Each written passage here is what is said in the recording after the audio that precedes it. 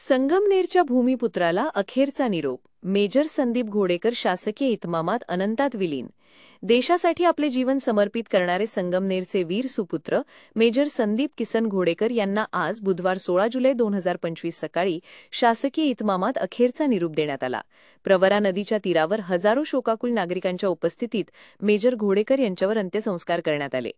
Major Sandeep Ghodekar यांचे काल मंगळवारी 15 जुलै 2025 रोजी अकस्मात निधन झाले होते.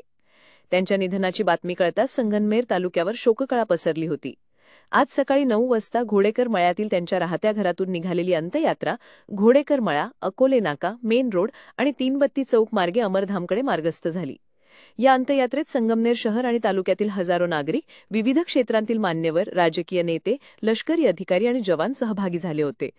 जोरवे नाका परिसरातून जातानाही अनेक नागरिकांनी मेजर घोडेकर यांच्या पार्थिवास सलामी देऊन आदरांजली वाहिली.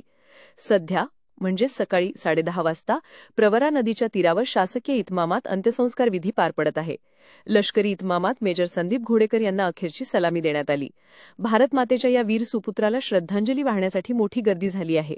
त्यांचे निधनाने संगमनेरने कर्तव्यदक्ष आणि समर्पित जवान गमावला आहे. मेजर संदीप घोडेकर यांच्या कार्याची आणि त्यागाची आठवण संगमनेरवासीय कायम स्मरणात ठेवतील.